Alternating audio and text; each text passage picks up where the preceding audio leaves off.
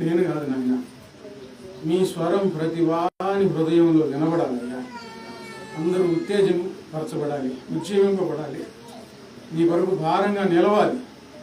అలాంటి సహాయం దయచేయండి. మీరు మాట్లాడండి. ఇప్పటి వరకు మేమందరం చెప్పుకున్న సాక్ష్యాలు మీరు విన్నారు. ఇంకనూ సాక్షులుగా చేయండి. యేసయ్య నామంలో ప్రార్థించి ఈ వాక్యం ప్రారంభిస్తున్నాను తండ్రి. ఆమేన్. దేవుని స్తోత్రాలు. అందరికి వందనాలు. దైవగ్రంథంలో నుండి మత్తయి సువార్త 5వ అధ్యాయం 8వ వచనం. మత్తయి సువార్త 5వ అధ్యాయం 8వ వచనంలో, హృదయ శుద్ధి గలవారు ధన్యులు, వారు దేవుని చూచెదరు. హృదయ శుద్ధి గలవారు ధన్యులు, వారు దేవుని చూచెదరు. మత్తయి సువార్త 5వ అధ్యాయము 8వ వచనంలో. భగవంతుని సృష్టికర్త, పరమాత్ముడు సృష్టికర్త, భగవంతుడు, దేవుడు, ఇలాగూ దేవునిని మనం ఎన్ని రకాలైన వర్ణనలతో పిలుచుకున్నా ఆ దేవునికి ఆరాధన జరిగించే సమయంలో, ఆరాధన చేసేవారు, దేవుని యెడల భయభక్తులు కలిగిన వారు హృదయ శుద్ధి కలిగి ఉండాలి. హృదయం శుద్ధి చేసుకోకపోతే ఎంత ఆరాధన చేసినా వ్యర్థమే. యేసుప్రభు వారు కూడా బాధపడుతూ చెప్పారు మత్తయి సువార్త 15వ అధ్యాయంలో అనుకుంటా, 15వ అధ్యాయంలో, ఈ ప్రజలు తమ పెదవులతో నన్ను ఘనపరచుదురు గాని వారి హృదయము నాకు దూరంగా ఉన్నది. అసలు దేవుని నమ్మని వారు కాదు, దేవుని దగ్గరకు వచ్చిన వారు కాదు. అసలు దేవుని నమ్మని వారి గురించి ఈ మాట చెప్పడంలా, వాళ్ళకి తెలియదు కాబట్టి దేవునికి దూరంగా ఉన్నారు. దేవుని దగ్గరకు వచ్చి దేవుని ఆరాధిస్తూ ఉన్నారే, వారి గురించి చెప్పిన మాట.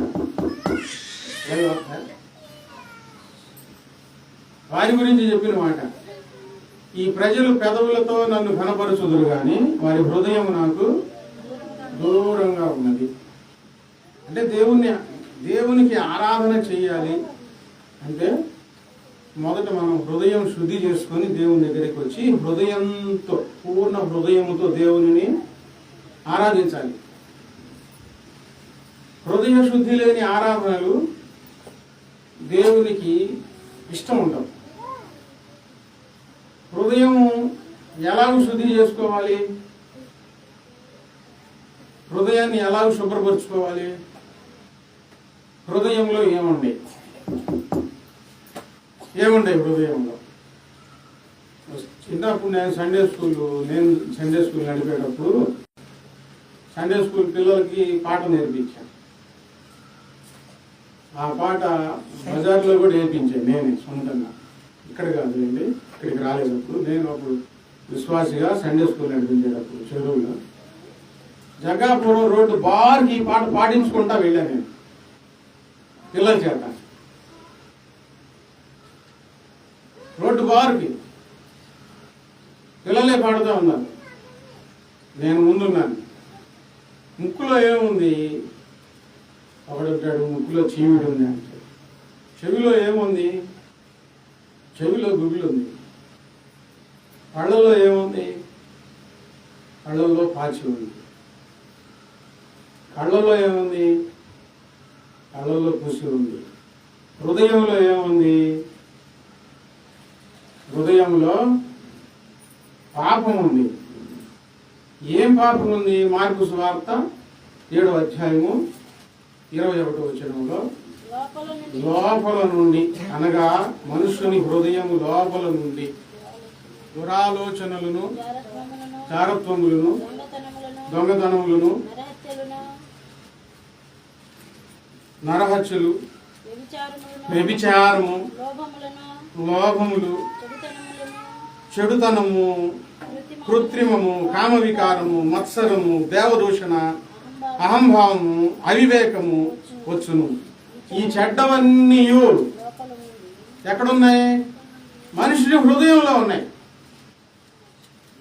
ఈ చెడ్డవన్నీ మనుషుని హృదయంలో ఉండి మనుషుని తలకిందులు చేస్తూ ఉన్నాయి, దేవునికి దూరం చేస్తూ ఉన్నాయి, మనిషి జీవితాన్ని పాడు చేస్తూ ఉన్నాయి. చెడ్డవన్నీ ఉన్నాయి. పాపము అంటే ఏంటంటే మార్కు సువార్త 7:21 దురాలోచనలతో ఎవరు దేవుని నిజంగా ఆరాధించలేరు. అహంభావంతో దేవుని ఆరాధించలేరు. అవివేకం, తెలివి తక్కువతనం. అవివేకం అంటే తెలివి తక్కువతనం. తెలివి తక్కువతనం కూడా పాపం. అంటే మంచిదేదో చెడ్డదేదో తెలియాలంటే తెలివి ఉండాలి. తెలివి తక్కువ వాళ్ళు మంచిదేదో చెడ్డదేదో గమనించలేదు, అన్ని మంచి అని నమ్ముతారు. అది తెలివి తక్కువతనం అని దేవుడు అంటున్నాడు. కామ వికారం, మత్సరము, అహంభావము, అవివేకము, నరహత్యలు, వ్యభిచారములు, దొంగతనములు, ఇవన్నీ లోపల ఉన్నాయి హృదయంలో. ఈ హృదయాన్ని శుద్ధి చేసుకోకపోతే దేవునికి సరైన ఆరాధన చేయలేరు, దేవుడు అందించే ఆశీర్వాదాలు పొందుకోలేరు. దేవుని దగ్గరికి వచ్చి మనం ఏం చేయాలి? హృదయాన్ని శుద్ధి చేసుకోవాలి. ఎలా శుద్ధి చేసుకోవాలంటే ఈ చెడ్డ వాటిని అన్నిటినీ మనలో నుంచి తీసి బయట పారవేయాలి. వాటిని చేయకుండా ఉండాలి. యేసుప్రభు వారు సిలువలో బలియాగమైనది చేతగాదు కాదు, ఆయన సిలువలో బలియాగమైనది మన హృదయాన్ని శుద్ధి చేయడానికి, మనస్సాక్షిని నిర్మలపరచడానికి, హృదయంలో ఉన్న చెడుతనం అంతా కడిగివేయడానికి ఆయన రక్తం కార్చారు. ఆయన కార్చిన రక్తంలో మన హృదయం శుభ్రం చేయబడుతుంది, శుద్ధి అవుతుంది. ఎలాగంటే నమ్మడం ద్వారా, విశ్వాసం ఉంచడం ద్వారా మనకు హృదయ శుద్ధి కలుగుతుంది. హృదయ శుద్ధి లేని ఆరాధనలు మానుకొని శుద్ధ హృదయముతో, పూర్ణ హృదయముతో దేవునికి ఆరాధన చేయడం మనము నేర్చుకోవాలి, అలవాటు పడాలి. అందుకే ఈ వాక్యాలు వారం నేర్పిస్తూ ఉండేది. ఎక్కడ ఏ తప్పులు ఉన్నాయో, ఎక్కడ ఏ పాపాలు ఉన్నాయో అని. మీ హృదయం ఎలా ఉంది?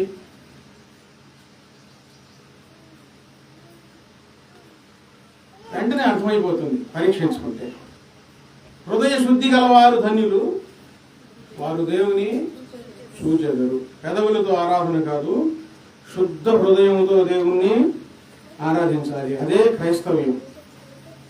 హృదయం మార్చుకోవటం, హృదయాన్ని శుద్ధి చేసుకోవటం. చాలా సంవత్సరాలు ప్రభువులో కొనసాగుతూ హృదయాన్ని శుద్ధి చేసుకోలేకపోవటం చేతకంతనమే, నిర్లక్ష్యం.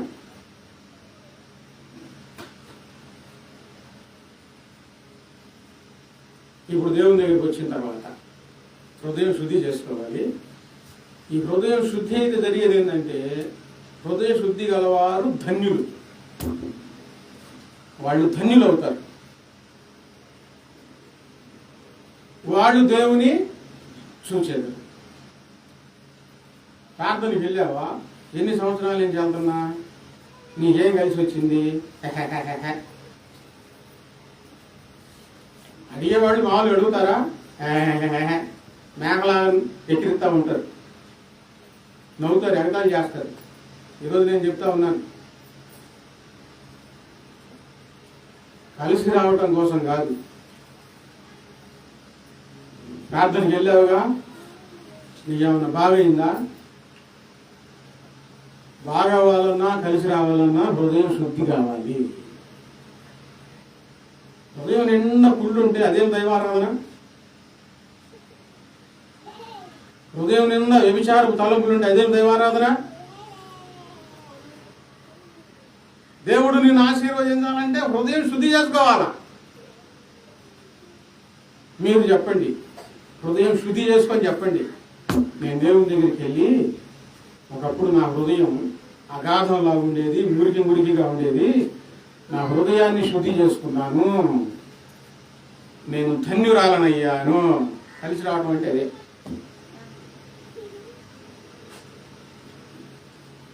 మనకు ధన్యత, ధన్యులు అని ప్రభువారు చెప్పారు. హృదయం శుద్ధి అయితే వాళ్ళు ధన్యులు.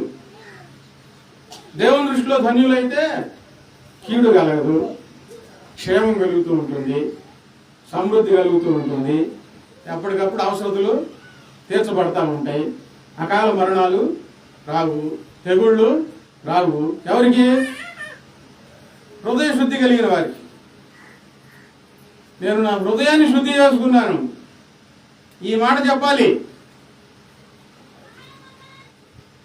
ఒకవేళ ఎన్నో సంవత్సరాల నుంచి ప్రభు దగ్గరికి వస్తూ ఈ హృదయంలో ఇంకా ఉండకూడని విషయాలు ఏమైనా ఉంటే ఈ రోజైనా సరే వాటి నుంచి వేరవటానికి ప్రయత్నం చేయండి, వాటి నుంచి విడిపించబడటానికి ప్రయత్నం చేయండి.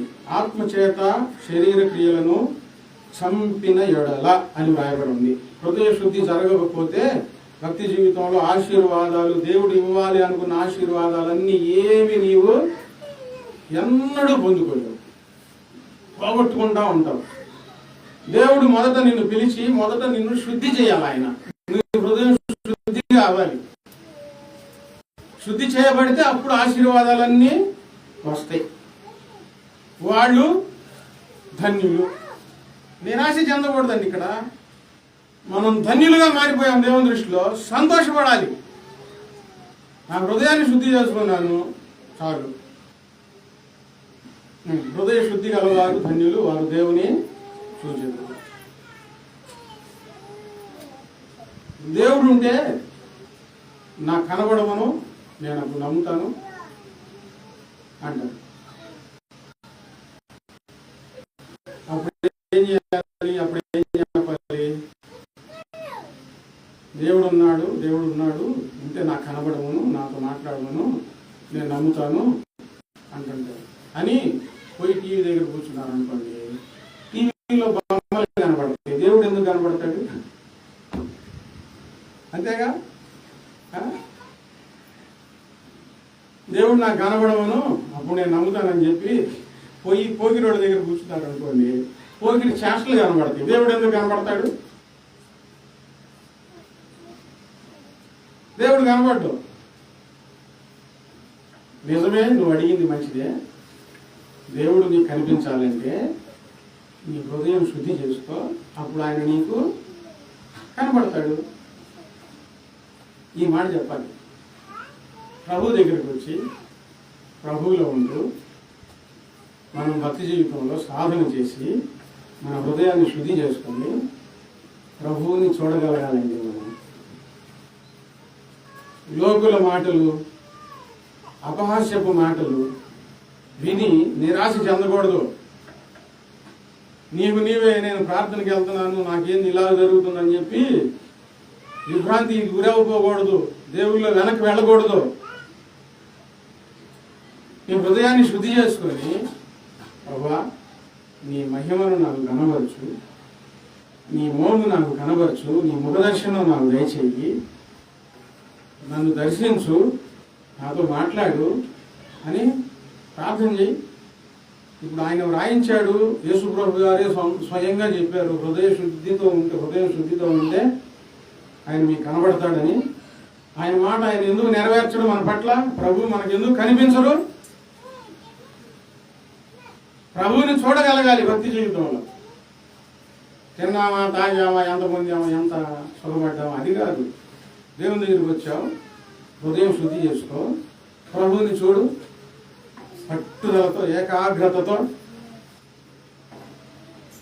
నిన్న నేడు నిరంతరం ఆయన ఏకరీతిగా ఉన్న దేవుడు, మార్పు లేదు. ఆయన మారితే మనకు కనిపించడు. అబద్ధం ఆడ నేరని దేవుడు ఆయన, అబద్ధం ఆడు. ఆయన అబద్ధం ఆడేవాడైతే ఆయన చెప్పి మనకు చేయడు.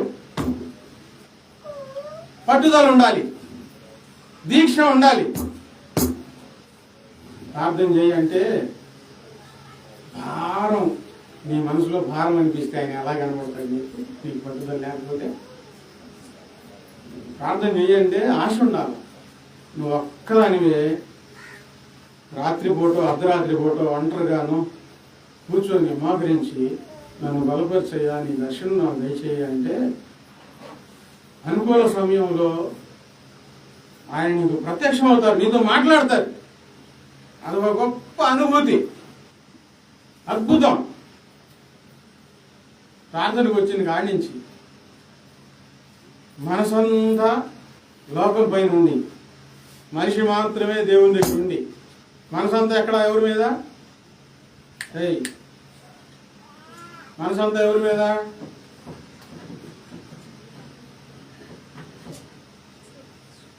బంగారం మీద, డబ్బుల మీద, తిండి మీద. అమ్మా చూడమ్మా, ఏంది రేట్లు ఓటనే వెళ్ళిపోతుంది. చీరల మీద, తిండి మీద, అలా వాసన వస్తే చాలు. మనసు దేని మీద ఉంది? బిర్యానీ మీద ఉంది. మనసు పెడితే కదండి ప్రభువారు కనిపించేది.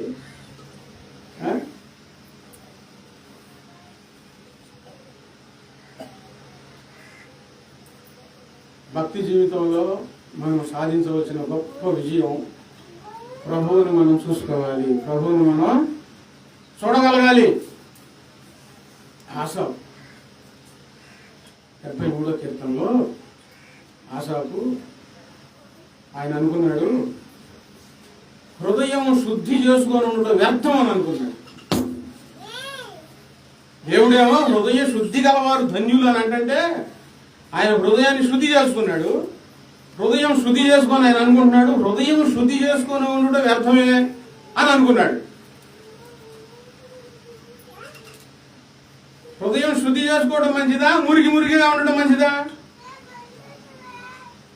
హృదయం శుద్ధి చేసుకోవడం కష్టం. హృదయాన్ని శుద్ధి చేసుకున్నాడు, పవిత్రంగా ఉంటున్నాడు. పవిత్రమైన చూపులు, పవిత్రమైన భాష, పవిత్రమైన ప్రవర్తనతో ఉంటున్నాడు. అలా ఉండి దేవుడు నాకు ఇచ్చిన ఈ ధన్యకరమైన జీవితం అని అనుకోలే. పవిత్రంగా మాట్లాడటం ధన్యం, పవిత్రమైన ప్రవర్తన ధన్యకరం, పవిత్రమైన భాష ధన్యకరం, పవిత్రమైన జీవితం ధన్యకరం. దేవా, ఇంత పవిత్రంగా జీవించే భాగ్యం ఇచ్చావయ్యా అని స్తుతించాలి ప్రభువుని. మనం ఆరాధన చేసేటప్పుడు కూడా మమ్మల్ని పరిశుద్ధపరిచారు, నీకు స్తోత్రాలయ్యా అని నేను చెప్పిస్తూ ఉంటాను. మంచి మార్గం ఇచ్చారయ్యా, మీరు ఇవ్వకపోతే ఈ మంచి మార్గం మాకు ఉండేది కాదు ప్రభు అని స్తుతిస్తాను, చెప్పిస్తూ ఉంటాను, స్తుతులు చెప్పిస్తూ ఉంటాను. ఆయన అలా స్తుతించాలి. లోకుల వైపు చూశాడండి, దేవుని నమ్మలేదు, నేను దేవుని నమ్ముకొని హృదయాన్ని శుద్ధి చేసుకున్నాను. వాళ్ళేమో దేవుని నమ్మని వాళ్ళు, వాళ్ళ పిల్లలు ఆరోగ్యంగా ఉన్నారు, వాళ్ళు తృప్తిగా ఉంటున్నారు, వాళ్ళు మెడల నిండా బంగారం ఉంది, వాళ్ళు ధనవంతులై ఉన్నారు, వాళ్ళు దీర్ఘాయువులుగా జీవిస్తున్నారు. దేవుని నమ్మని వాళ్ళని చూశాడు. హృదయం శుద్ధి చేసుకొని ఎవరిని చూడాలి? ప్రభువుని చూసుకోవాలి కదా. హృదయాన్ని శుద్ధి చేసుకొని నేను హృదయం శుద్ధి చేసుకొని ఉండటం వ్యర్థమే అని బాధపడుతున్నాడండి. దేవుని నమ్ముకున్నందుకు బాధ ఉండకూడదు, సంతోషం ఉండాలి. జీవితం పవిత్రపరచబడినందుకు బాధ ఉండకూడదు, ఆనందంగా ఉండాలి. ఈ జీవితం అందరికి రానే రాదు. చాలా మంది చెడు అలవాట్ల నుంచి బయటికి రాలేక అల్లాడిపోతా ఉన్నారు. పవిత్రుడైన దేవుని దగ్గరికి వచ్చి పవిత్రపరచుకోకపోతే, హృదయం శుద్ధి చేసుకోకపోతే ఆ జీవితం ఇంకా వ్యర్థమే, ఎందుకు పనికిరాదనమాట.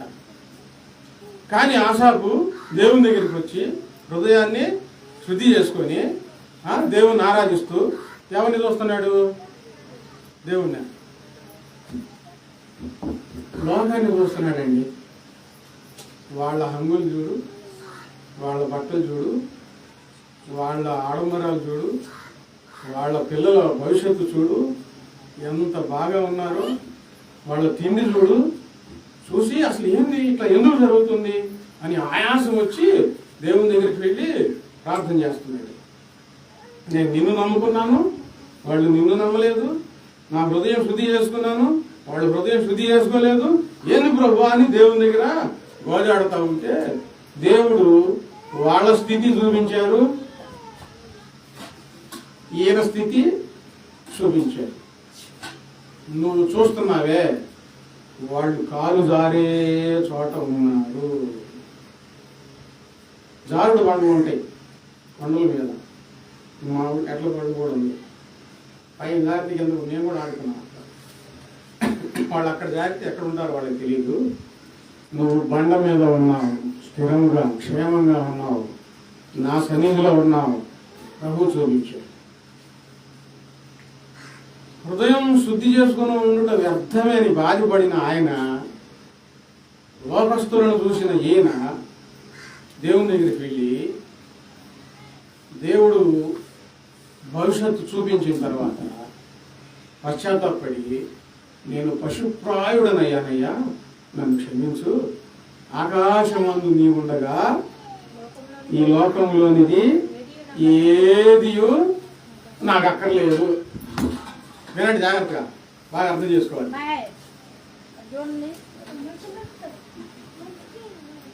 ఆకాశమందు నీ ఉండగా ఈ లోకంలోనిది ఏదియు నాకు అక్కర్లేదు. తిరగమ్మా ఇంట్లో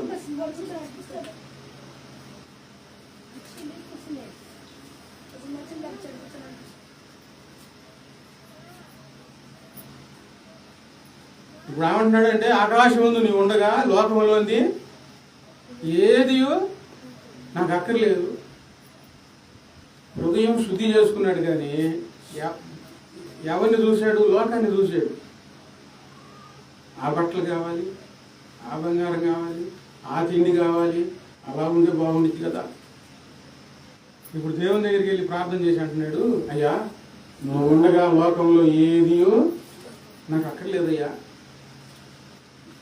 ఇక దేని మీద ఆశ పుట్ల. వింటున్నారా? దేని మీద ఆశ ఉందా మీకు? ఉంటే నాకు చెప్పకపోయినా దేవునితోనే చెప్పండి. అసలు ముందు ప్రభువుని చూడండి.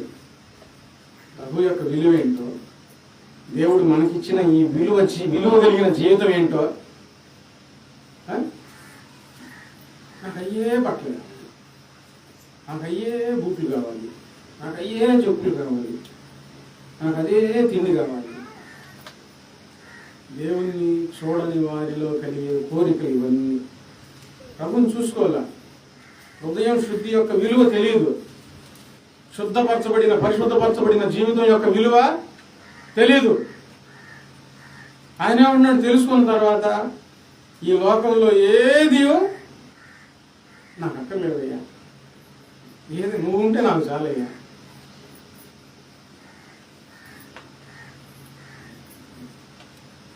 ప్రభువుని చూసుకున్న వారి కోరికలు, వారి మాటలు అలా వస్తాయి. హృదయం శుద్ధి చేసుకున్నానే, లేనిపోయింది పాష గారి మాటలు విని బాప్టిజం తీసుకున్నానే, ఈ బతికేంది ఎంత కష్టంగా ఉంది అనుకుంటున్న వారిలాగా, నిజంగా నువ్వు దేవుని చూస్తే నీ నోట ఏ మాట వస్తుందంటే, ఆకాశమందు నీ ఉండగా ఈ లోకంలో ఏదియో నాకు అక్కర్లేదు. ఒక ఆయన వచ్చాడు, యవ్వనస్తుడు, దేవుని దగ్గరికి వచ్చి, ప్రభా పరలోక రాజ్యం వెళ్ళాలంటే ఏం చేయాలని అడిగితే, ఆజ్ఞలు పాటించు అని అన్నాడు. ఆజ్ఞలు పాటించాడు. చిన్నప్పటి నుంచి నేను పాటిస్తున్నాను ప్రభు అని అన్నాడు. అయితే నీకు ఒకటి కొలువుగా ఉంది అంటే, చిన్నప్పటి నుంచి ఏం చేశాడంటే ప్రార్థనకి వెళ్ళాడు, బైబిల్ చదువుకున్నాడు, ధర్మశాస్త్రం చదివాడు, ప్రార్థన చేసుకున్నాడు, దేవునికి కానుకలు ఇచ్చాడు, అన్నీ బాగానే ఉండేలే. కానీ హృదయం శుద్ధి కాలేదు. ఏం లేదు. నువ్వు దేవుని దగ్గరికి వస్తా, నువ్వు అన్నీ చేస్తా, నీ హృదయం గందరగోళంగా, మనసు ఎక్కడో ఉంది, ఏదేదో కోరికలు, ఏదేదో ఆలాపనలు ఉంటే ప్రభు ఎట్లా కనబడతారు? ఆశలు పెచ్చరిల్లుతూ ఉంటాయి. ఇంకా మళ్ళీ దేవుని మీద నిందేస్తారు. దేవుడు ఏంటి నన్ను అడిగితే ఇవ్వట్లేదు అని నిందేస్తారు. నీకు ఒకటి కొదువుగా ఉందని అన్నాడు. ఒక్కటి చెప్పండి, ఎన్ని? ఒక్క విషయం హృదయాన్ని అపవిత్రపరుస్తుందండి.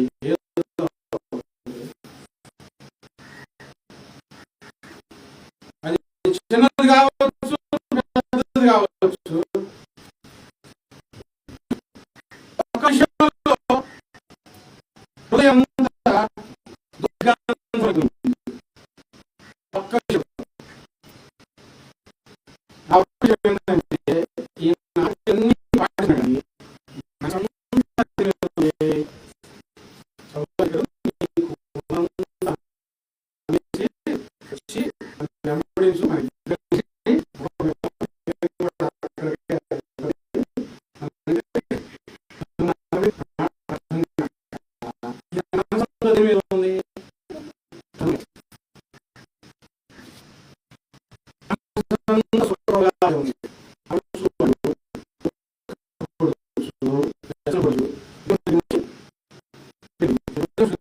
శుద్ధి చేసుకోండి.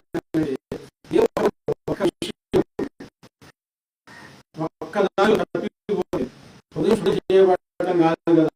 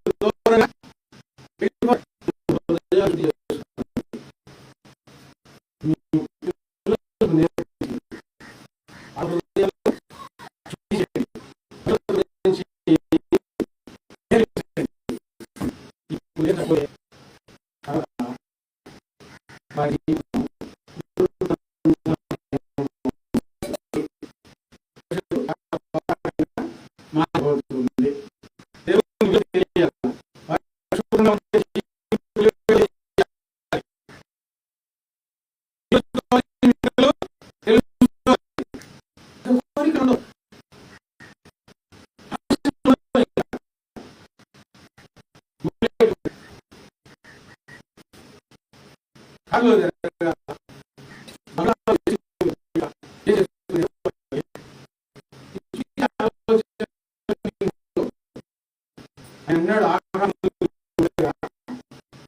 ఈ లోపల ఏది అక్కర్లేదు.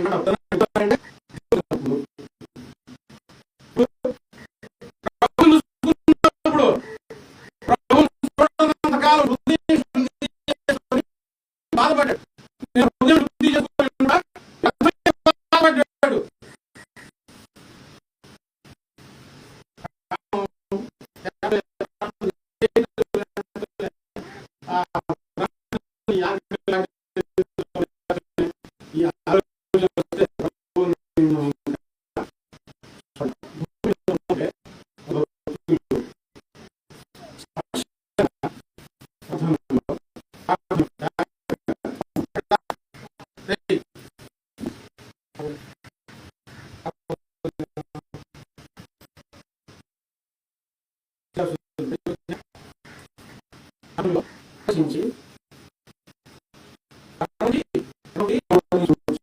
ప్రభువుని చూసింది.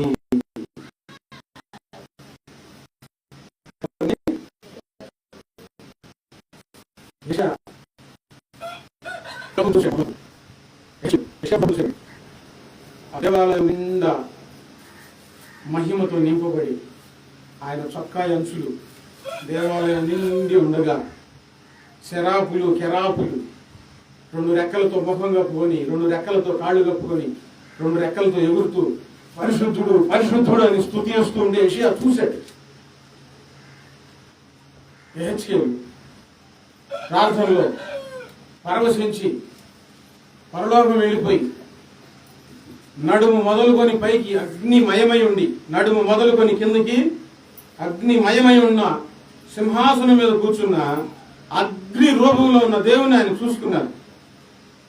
యోహాను భక్తుడు యేసుప్రభు వారు పక్కనే ఉండేవాడు. ఎప్పుడు ఆయన రొమ్మును ఆనుకొని ఆయన భుజం మీద తల పెట్టుకొని ఎప్పుడు ఆయన ఆనుకొని కూర్చుంటా ఉండేవాడు. ఆయన ఇక్కడ ఉన్న యేసుప్రభు వారిని చూసింది వేరు. యోహాను పద్మాసు దీవిలో పరవశించి పరలోకానికి ఆరోహణమై అక్కడ ప్రభువుని చూశాడు. ప్రభువుని చూసి సాగిలపడి చచ్చిన వాని వల్లే భయపడిపోతూ ఉంటే ప్రభు వచ్చి హస్తంతో తాకి, లే భయపడకు, నేను మృతుడనయ్యాను కానీ ఇదిగో సజీవుడము, యుగ యుగములు సజీవుడనై ఉన్నానని ఆయన మాట్లాడారు. పరిశుద్ధతతో ప్రభువుని చూశారండి. పౌలు గారు యేసుక్రీస్తు వారికి విరోధంగా నడుస్తూ యేసుక్రీస్తు వారి శిష్యులను చంపాలి, ఈ ప్రార్థనలు జరగనివ్వకూడదని చెప్పి కక్ష కట్టుకొని ప్రధానమంత్రుల చేత లేఖలు రాయించుకొని ఈ శిష్యులను చంపుదాన్ని బయలుదేరి వెళుతూ ఉంటే మార్గమధ్యంలో యేసుప్రభు వారు ప్రత్యక్షమైతే ధన్మని కింద పడిపోయి ప్రభువుని చూడలేక ఆ వెలుగులో కింద పడిపోయి సౌలా సౌలా నన్ను నేల హింసించుతున్నావు అని అడిగితే ప్రభువా నువ్వు ఎవడవు అని అన్నాను. నువ్వు లేచి పట్టణంలోనికి వెళ్ళు, నీవు చేయవలసినంత అక్కడ నీకు నేను చెప్తానంటే ఈయన లేచి పట్టణంలోనికి వెళ్ళిన తర్వాత అననీయ వచ్చి బాప్తిసం ఇచ్చి ప్రార్థన చేసిన తర్వాత ఆయన కళ్ళ మీద కమ్ముకున్న పొరలు తొలగిపోయి చూపు వచ్చిన తర్వాత నేరుగా దేవాలయానికి వెళ్ళాడండి.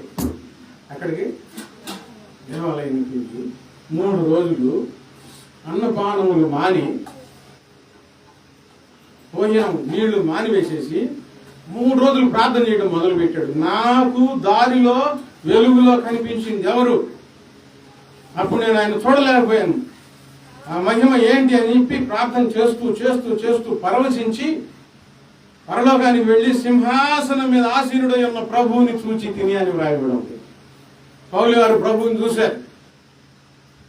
సాధ్యమా అంటే ఆనాడైనా ఈనాడైనా దీక్షతో పట్టుదలతో పరిశుద్ధంగా ప్రార్థన చేసుకుంటే హృదయ శుద్ధి గల వారు ధన్యులు, వాళ్ళు దేవుణ్ణి చూస్తారు. హృదయం శుద్ధి చేసుకున్నాను ఎందుకని బాధపడతా ఉంటే ప్రభు కనిపించు.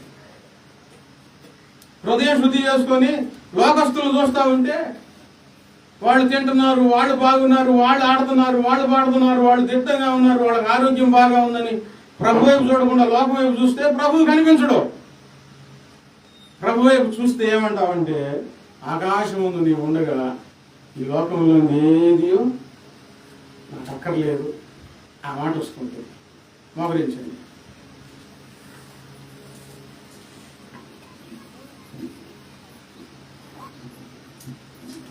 మోకరించండి,